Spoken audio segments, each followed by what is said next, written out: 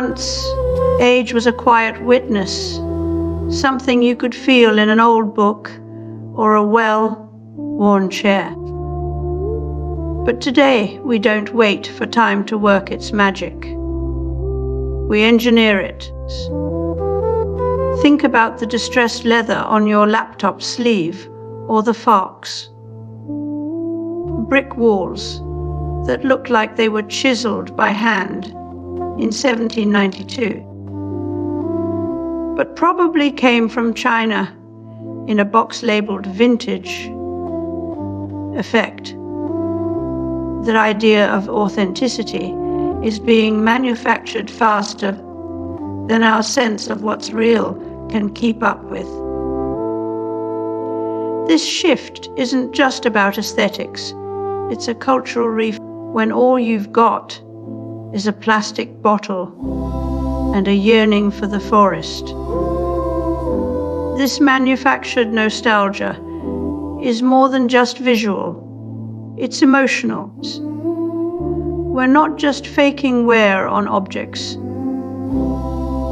We're creating entire narratives of authentic experience through curated decay. It's like trying to simulate feeling by skipping the part where you actually feel something first. The result: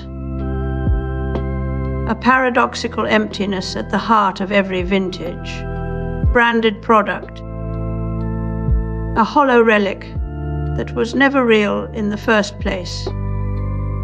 And yet,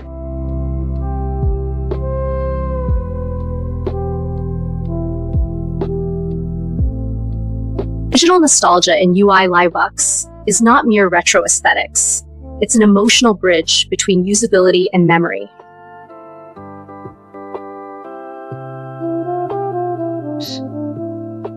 We think of nostalgia as a feeling, but it's increasingly being designed, calculated and sold to us in pixels.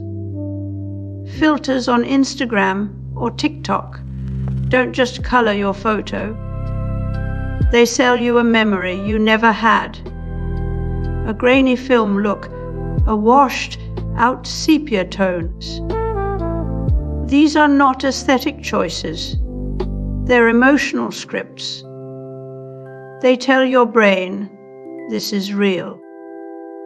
This is authentic. This is worth remembering. But if nostalgia can be manufactured with the press of a button, then what does that say about memory itself? Digital tools now don't just mimic the look of aging. They simulate its emotional impact. A retro filter isn't just visual noise, it's a performance of longing. A kind of digital camp that says, we miss something we can't name. AI models are trained to add human, like errors into text and sounds, spelling mistakes in chatbots, imperfect vocal inflections in voice actors. The goal is not realism, but relatability.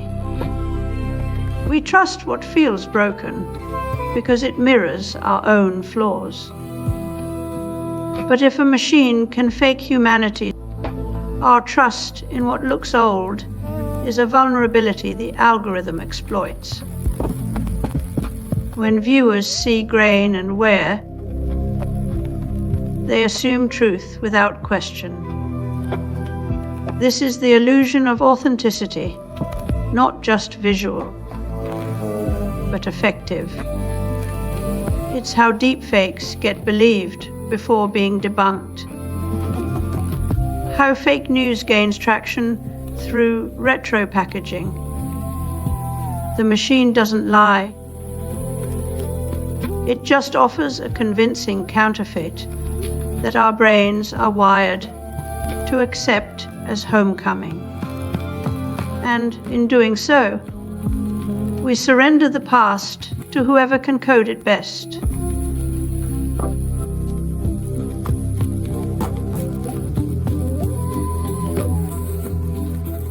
We have a new human being, and that's Chris Potter of Memetics Corporation, a new synthesizer, the Yamaha DX100, and a new computer, the Commodore Amiga. The market for artificial time is booming, and it's no longer confined to the corners of Etsy or vinyl revivalists. Today we have Instagram filters that age your selfies into sepia, toned memories and NFTs sold as vintage digital arts. AI algorithms now churn out music in J. Dilla style, not because they replicate genius, but because we are desperate for something familiar to hold on to. This isn't just design, it's a psychological strategy wrapped in visual cues. What looks aged sells faster than what is objective. While we debate the cultural implications, spiritual institutions are also scrambling. Recent warnings from bishops and rabbis suggest that deep fakes and synthetic memories aren't just secular issues, they're existential ones. If an image of God or a remembered prayer can be generated by codes, what does that do to our sense of truth? The commodification of authenticity has reached the soul now, not just the screen. Even faith is being forced into a binary of real or rendered. But here's the rub. We don't just want to look like the past. We crave believing in it. The algorithmic hallucination of nostalgia is less about remembering real events and more about creating emotional templates for how memories should feel. So, what happens when those memories are written by code, not lived? We start to trust the aesthetic before the experience. This manufactured time isn't just a shortcut around history, it's becoming its replacement.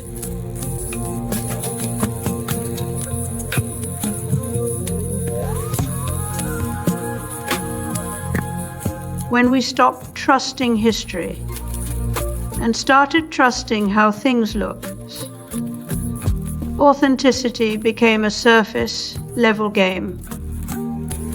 We no longer need to prove something is real. We just have to make it look as if it was always supposed to be that way. Jameson called this the nostalgia mode, where past styles are replicated with clinical precision, not from memory, but from a checklist of aesthetic signifiers. In film and music, in fashion and furniture, everything can now be retro, engineered into an eternal yesterday. And it's simulation. After the break, we hear a scholar explain how modern movies borrow visual language from past decades without ever grounding them in real historical context. Back to you. If authenticity is now defined by style rather than substance, if a car in a movie feels like it belongs to the 1930s, simply because of its lighting and shadows, not because of actual events or cultural memory, then we're trapped in what Postman called technopoly, where truth becomes whatever looks convincing, waiting to be repurposed into the present. As the break plays, a voice discusses how history is increasingly replaced by spectacles. You return to this in a world where every signifier can be faked. Even memory becomes performative. The past isn't preserved for its lessons or truths. It's manufactured as emotional currency. Jameson says that nostalgia mode arises when we lose our sense of historical times, which means we're not just remembering the past, we're consuming it in a way that denies continuity with what